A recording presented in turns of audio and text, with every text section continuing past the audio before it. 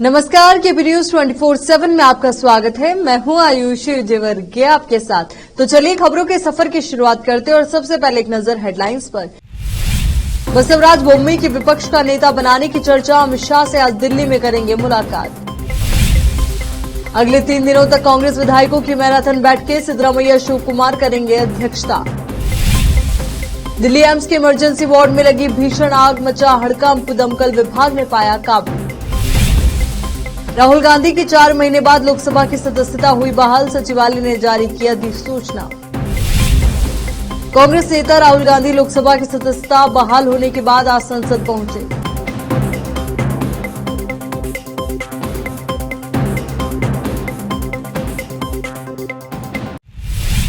अब देखते हैं समाचार विस्तार से। चितगुप्पा पुलिस विभाग की ओर से बसवराज चौक पर सड़क सुरक्षा और हेलमेट अनिवार्यता जागरूकता अभियान चलाया गया तथा वाहन चालकों को सड़क नियम के बारे में जानकारी दी गई। चितगुप्पा के पीएसआई बाशुमिया ने बताया कि सड़क सुरक्षा नियम के उल्लंघन के कारण ही हर दिन दुर्घटना की संख्या बढ़ती जा रही है और अधिकतर मौतें हो रही हैं। इसमें देखा गया है कि अधिकतर दोपहिया वाहन चालकों की मौत बिना हेलमेट पहनने के कारण हुई है। बिना हेलमेट पहने दोपहिया वाहन चालकों को पकड़कर उन्हें सड़क सुरक्षा के नियम बताए गए और उन्हें हेलमेट दिए गए। चितगुप्पा से केपी न्यूज के संवाददाता अजीम की रिपोर्ट। राज्य में 2 महीने पहले कांग्रेस सरकार बनने के बाद से ही विपक्ष के नेता की खोज चल रही है। कई नामों पर चर्चाएं हुई, लेकिन अब ऐसा लगता है कि भाजपा आलाकमान ने फैसला कर लिया है। भाजपा आलाकमान ने तमाम राजनीतिक पैंतरेबाजी के बीच अब पूर्व मुख्यमंत्री बसवराज बोम्मई पर अपना ध्यान केंद्रित कर दिया है और वे विपक्ष के नेता पद की दौड़ में सबसे आगे दिख रहे हैं। रविवार का एक महत्वपूर्ण घटनाक्रम यह है कि बसवराज बोम्मई सोमवार सुबह केंद्रीय गृह मंत्री अमित शाह से नई दिल्ली में मुलाकात करने के लिए रवाना हो गए। रविवार को केम्पेगौड़ा हवाई अड्डे से दिल्ली रवाना होने से पहले बसवराज बोम्मई को भाजपा आलाकमान से निमंत्रण मिला, जो राज्य में विपक्ष का नेतृत्व करने की संभावित जिम्मेदारी का संकेत माना जा रहा है। इसके बाद से प्रदेश भाजपा के भीतर भारी हलचल मची हुई है। पार्टी के अंदर चर्चाएं तेज हो गई है कि बसवराज बोम्मई को विपक्ष के नेता की भूमिका मिलने की पूरी संभावना है। अगले साल होने वाले लोकसभा चुनाव से पहले कर्नाटक के मुख्यमंत्री सिद्धरामैया और उप मुख्यमंत्री डीके शिव कुमार मंत्रियों और विधायकों के साथ मैराथन बैठकें करेंगे। पार्टी के अंदरूनी सूत्रों के मुताबिक अगले 3 दिनों के लिए सत्तारूढ़ कांग्रेस में बैठकों का दौर चलेगा। जिला प्रभारी मंत्रियों, संबंधित जिलों के अन्य मंत्रियों, विधायकों और विधान परिषद सदस्यों के साथ बैठकें मुख्यमंत्री के कार्यालय कृष्णा में सुबह 11 बजे से शाम 7 बजे तक होंगी। इस दौरान 2 घंटे का ब्रेक दोपहर 2 बजे से शाम 4 बजे तक रहेगा। मुख्यमंत्री के कार्यालय द्वारा जारी कार्यक्रमों के कार्यक्रम के अनुसार सोमवार को सिद्धरामैया और शिव कुमार 6 जिलों तुमकुरू, यादगीर, चित्रदुर्ग, बागलकोट, बल्लारी और धारवाड़ के मंत्रियों और विधायकों के साथ बैठक करेंगे। बताया गया कि सिद्धरामैया और शिव कुमार 31 मंत्रियों और विधायकों से बात करेंगे। प्रत्येक जिले के मंत्रियों और विधायकों के साथ 1 घंटे तक चर्चा की जाएगी। जहीराबाद के सांसद बीबी पाटिल के प्रतिनिधित्व पर मध्य रेलवे विभाग ने जहीराबाद रेलवे स्टेशन को अमृत भारत स्टेशन योजना में शामिल किया है। वहीं नए भवन के निर्माण और बुनियादी ढांचे के विकास के लिए 24 करोड़ 40 लाख रुपए भी मंजूर किए गए। जहीराबाद रेलवे स्टेशन पर रविवार को एक समारोह के बाद इसका शिलान्यास किया गया। प्रधानमंत्री ने वीडियो कॉन्फ्रेंसिंग के जरिए रेलवे भवन का वर्चुअल उद्घाटन किया। जिला परिषद अध्यक्ष Manjushree Jaipal Reddy, Sheikh Farid, railway member board, BRS नेता नुरुथम, सीडीसी अध्यक्ष ओमकांत पाटिल, न्यालकल जेडपीटीसी स्वप्ना भास्कर, बीआरएस और भाजपा पार्टी के नेता और कार्यकर्ता, रेलवे अधिकारी शामिल हुए। कैमरामैन नेमतुल्ला के साथ जहीराबाद से रिजवान की रिपोर्ट। जयपाल रेड्डी मैडम, हमारे बीजेपी के प्रेसिडेंट नरेंद्र रेड्डी साहब, उमाकांत पाटिल साहब, आत्मा कमेटी चेयरमैन साहब, जेडआरयू मेंबर काशीनाथ साहब और जहीराबाद के रेलवे मुलाजिमीन के लिए बहुत ही खुशी का दिन है, क्योंकि जहीराबाद रेलवे स्टेशन को अमृत भारत स्टेशन का दर्जा हासिल हुआ है। इस मौके पर मैं हमारे इलाके के फिक्रमंद शख्सियत रुकने पार्लियामेंट बीबी पाटिल साहब का शुक्रगुजार हूं कि इन्होंने जहीराबाद रेलवे स्टेशन की तरक्की के लिए मरकजी हुकूमत को अपनी कामयाब नुमाइंदगी के जरिए मनवाया और साथ ही साथ मरकजी हुकूमत का शुक्रगुजार हूं कि इन्होंने जहीराबाद रेलवे स्टेशन को अमृत भारत स्टेशन के लिए नामजद किया। इस स्कीम के तहत मुसलसल बुनियादों पर मरहला तरक्की का अंजाम दिए जाएंगे। मैं इतना कहता हूं, मैं तकरीर खत्म करता हूं। जहीराबाद के आज के फाउंडेशन के प्रोग्राम पे आए सो ऑनरेबल गेस्ट हमारे जिला परिषद चेयरमैन मंजूश्री जयपाल रेड्डी मैडम, हमारे रेलवे डिपार्टमेंट से आए नोडल ऑफिसर मिस्टर गुप्ता साहब, भिक्षुपति, माधव कृष्णा, मधु कुमार, भास्कर राव, उसी के साथ साथ हमारे railway board member Sheikh Farid, Kashinath, उसी के साथ साथ हमारे party president BJP Narendra Reddy.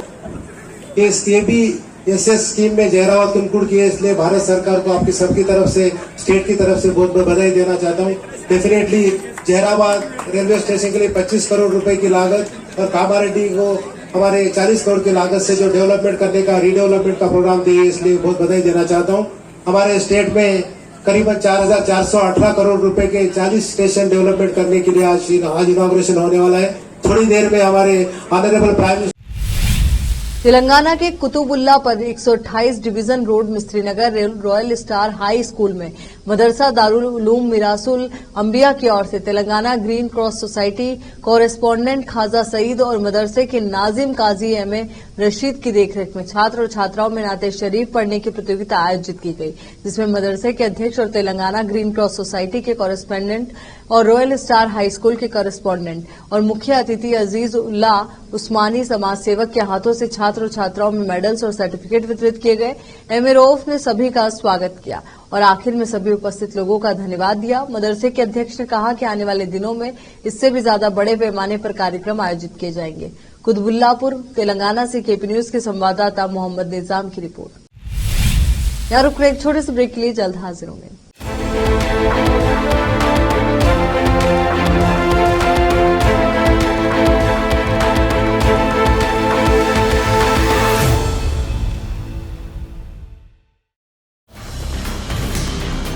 Hindustan के हर कोने में हम हैं मौजूद। 24 घंटे हालात पर गहरी नजर, खबरों से जुड़े चुपते सवालात और आपको दिखाता है धार्मिक, सामाजिक, राजनीतिक, लोकल और इंटरनेशनल न्यूज की सबसे बेहतर कवरेज, जो आपको रखती है हर पल बाखबर। देश और दुनिया भर की खबर के लिए देखते रहें KP news 24/7। Noor education trust Bidar की ओर से चलाए जाने वाला Noor MEd and BEd college Bidar, recognised by NCTE Delhi and affiliated to Gulbarga University, Gulbarga. Admission are open for the academic year 2022-23. विशेषज्ञ और सक्षम शिक्षकों द्वारा शिक्षा प्राप्त करने के लिए नूर एमएड एंड बीएड कॉलेज में दाखिला लें और शांत वातावरण में शिक्षा प्राप्त करें। बीदर शहर में बेहतर शिक्षा का एकमात्र केंद्र Noor MEd and BEd college, Shahpur gate, Bidar. Phone numbers 9945283920 8482221297।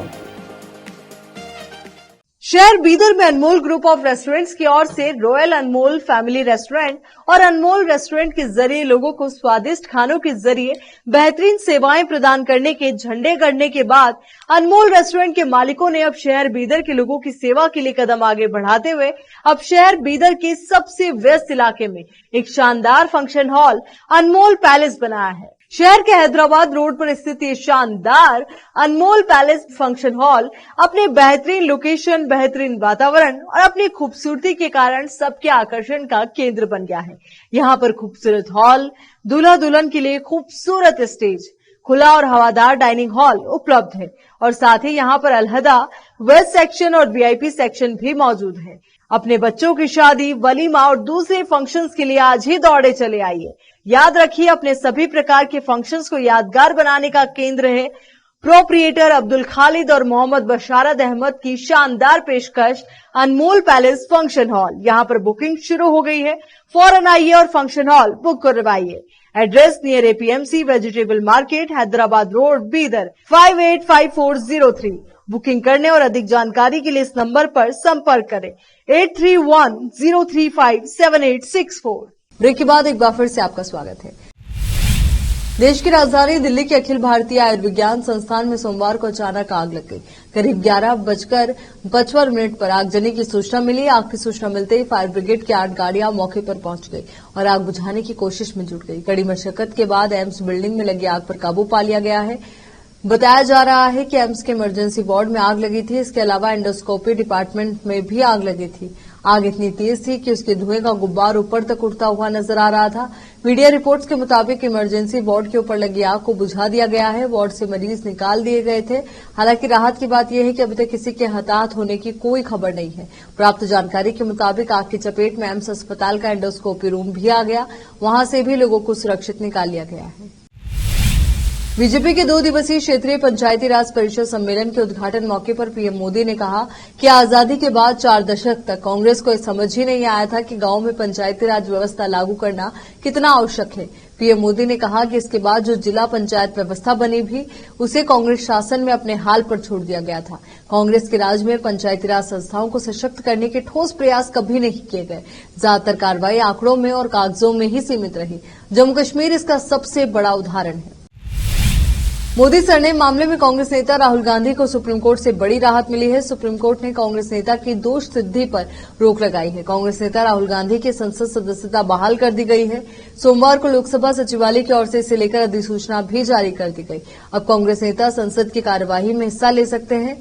आपको बता दें कि सुप्रीम कोर्ट में शुक्रवार को मोदी सरनेम के बारे में उनकी टिप्पणियों के बाद मानहानि मामले में 2 साल की जेल की सजा मिलने के बाद मई में राहुल गांधी को अयोग्य घोषित कर दिया गया था। 2019 के आम चुनाव से पहले कर्नाटक के कोलार में एक रैली में पीएम मोदी पर कटाक्ष करते हुए गांधी ने कहा था कि सभी चोरों का सामान्य उपनाम मोदी कैसे है। राहुल गांधी की सदस्यता बहाल करने को लेकर कांग्रेस सुप्रीम कोर्ट जाने की तैयारी कर रही थी। कांग्रेस नेता तत्काल राहुल गांधी की सांसदी बहाल करने की मांग कर रहे थे। कांग्रेस नेता अधीर रंजन चौधरी ने इस मामले में लोकसभा सचिवालय को पत्र भी लिखा था।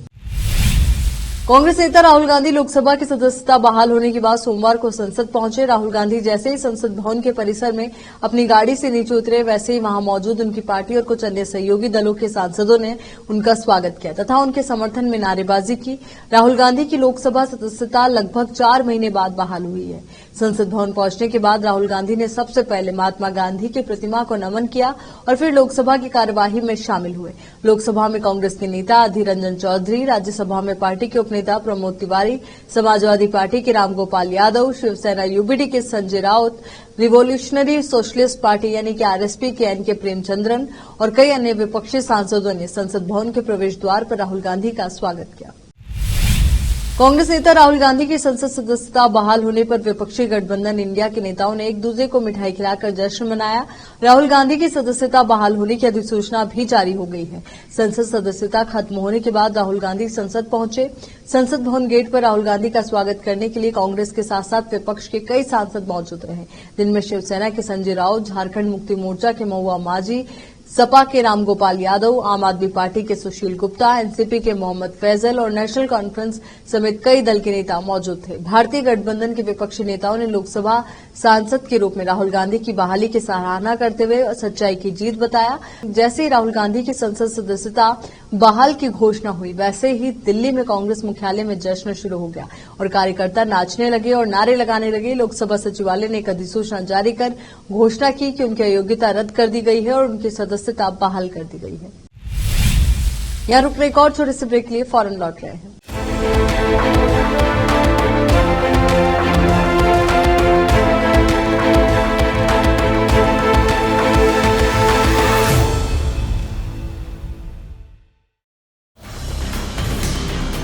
हिंदुस्तान के हर कोने में हम हैं मौजूद।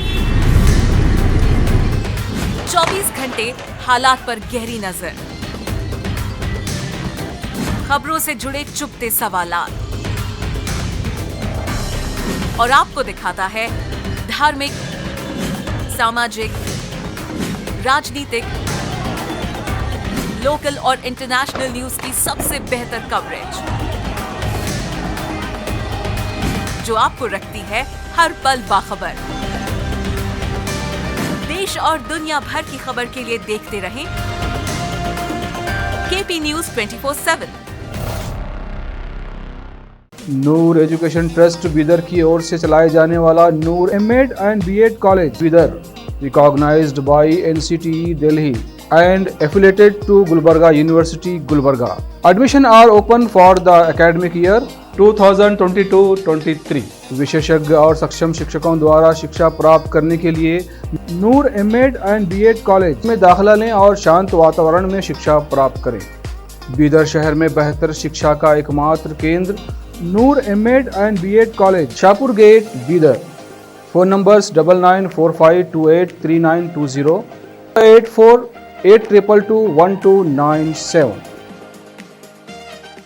शहर बीदर में अनमोल ग्रुप ऑफ रेस्टोरेंट्स की ओर से रॉयल अनमोल फैमिली रेस्टोरेंट और अनमोल रेस्टोरेंट के जरिए लोगों को स्वादिष्ट खानों के जरिए बेहतरीन सेवाएं प्रदान करने के झंडे गड़ने के बाद अनमोल रेस्टोरेंट के मालिकों ने अब शहर बीदर के लोगों की सेवा के लिए कदम आगे बढ़ाते हुए अब शहर बीदर के सबसे व्यस्त इलाके में एक शानदार फंक्शन हॉल अनमोल पैलेस बनाया है। शहर के हैदराबाद रोड पर स्थित ये शानदार अनमोल पैलेस फंक्शन हॉल अपने बेहतरीन लोकेशन, बेहतरीन वातावरण और अपनी खूबसूरती के कारण सबके आकर्षण का केंद्र बन गया है। यहाँ पर खूबसूरत हॉल, दूल्हा दुल्हन के लिए खूबसूरत स्टेज, खुला और हवादार डाइनिंग हॉल उपलब्ध है और साथ ही यहाँ पर अलहदा वेस्ट सेक्शन और वीआईपी सेक्शन भी मौजूद है। अपने बच्चों की शादी, वलीमा और दूसरे फंक्शंस के लिए आज ही दौड़े चले आइए। याद रखिए, अपने सभी प्रकार के फंक्शंस को यादगार बनाने का केंद्र है प्रोप्रिएटर अब्दुल खालिद और मोहम्मद बशारत अहमद की शानदार पेशकश अनमोल पैलेस फंक्शन हॉल। यहाँ पर बुकिंग शुरू हो गई है, फौरन आइए और फंक्शन हॉल बुक करवाइए। Address near APMC vegetable market, Hyderabad road, Bidar 585403।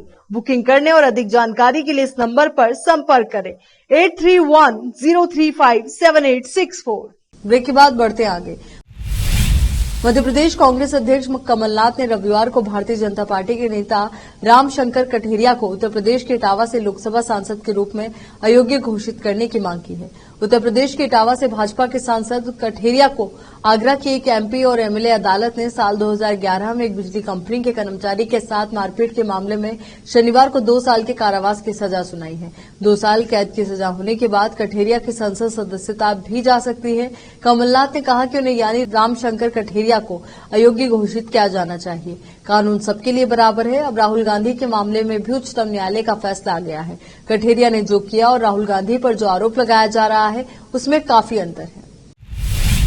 केंद्रीय मंत्री हरदीप सिंह पुरी के श्रीनगर के ऐतिहासिक लाल चौक और क्लॉक टावर का एक वीडियो शेयर किया है। रोशनी से जगमगाता श्रीनगर का लाल चौक और शान से खड़ा क्लॉक टावर कश्मीर की नई इबारत लिख रहा है। इसे शेयर करते हुए केंद्रीय मंत्री ने लिखा कि यह अब प्रधानमंत्री के नेतृत्व में शांति, प्रगति और समृद्धि की चमक को दर्शाता है। दरअसल श्रीनगर के लाल चौक पर स्थित क्लॉक टावर का स्मार्ट सिटी परियोजना के तहत जीर्णोद्धार किया गया है। केंद्रीय मंत्री ने एक वीडियो ट्वीट करते हुए लिखा, श्रीनगर के ऐतिहासिक लाल चौक की घंटाघर ने जम्मू कश्मीर की घटनापूर्ण यात्रा के दौरान देखे गए समय को प्रतिबिंबित किया है। ये पुनः विकसित अब प्रधानमंत्री नरेंद्र मोदी के नेतृत्व में शांति, प्रगति और समृद्धि की चमक को दर्शाता है। चलिए एक बार फिर से नजर डालते हैं हेडलाइंस पर। बसवराज बोम्मई की विपक्ष का नेता बनाने की चर्चा, अमित शाह से आज दिल्ली में करेंगे मुलाकात। अगले 3 दिनों तक कांग्रेस विधायकों की मैराथन बैठकें, सिद्धरामैया शिव कुमार करेंगे अध्यक्षता। दिल्ली एम्स के इमरजेंसी वार्ड में लगी भीषण आग, मचा हड़कंप, दमकल विभाग ने पाया काबू। राहुल गांधी की 4 महीने बाद लोकसभा की सदस्यता हुई बहाल, सचिवालय ने जारी किया अधिसूचना। कांग्रेस नेता राहुल गांधी लोकसभा की सदस्यता बहाल होने के बाद आज संसद पहुंचे।